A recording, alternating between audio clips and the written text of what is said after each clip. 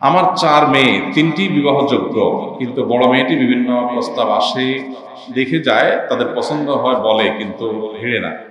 বয়স প্রায় 30-এর কোঠায় চলেছে, এখন পর্যন্ত বিবাহ দিতে পারি নাই। বিবাহ দেওয়ার জন্য কোনো তদবির দিতে পারলে আমার খুবই উপকার হবে। এই প্রশ্ন যিনি করেছেন, আল্লাহ তাআলা তার মেয়ের বিয়েটাকে সহজ করে দিন। এবং এগুলোর অনেক কারণ আছে।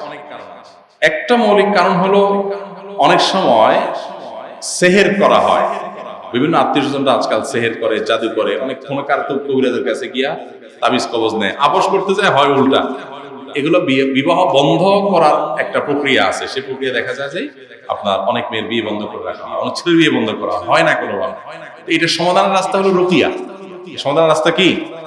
শারঈ রুকিয়া, শারঈয়া, কোরআন হাদিসের আলোকে ঝাড়ফুঁক করা।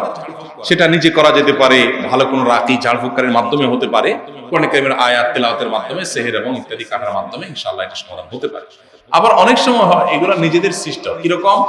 একটা সময় ছেলে আসছে, আপনি দেন নাই, ঘুরেছেন শুধু কাল বাছাবাছি করছেন, একটা এজ পার হওয়ার পর আর সচরাচর বিয়ে হতে চায় না। এটা একটা জটিলতা। এজন্য উত্তম পাত্র মোটামুটি সন্তোষজনক হলে আর দেরি করা উচিত না। নবী সাল্লাল্লাহু আলাইহি ওয়াসাল্লাম বলেছেন দ্রুত বিয়ের ব্যবস্থা করতে, বিধায় সেটাও করা উচিত।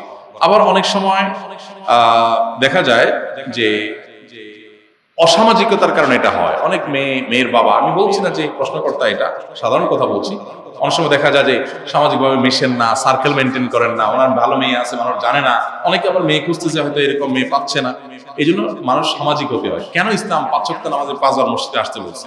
এর অনেক কারণের ভিতরে এটা একটা ক্ষুদ্র কারণ, যে 5 বার আসবে, মানুষের সাথে সাক্ষাৎ হবে, দেখা সাক্ষাৎ হবে, জানাশোনা হবে, বলা বলি হবে।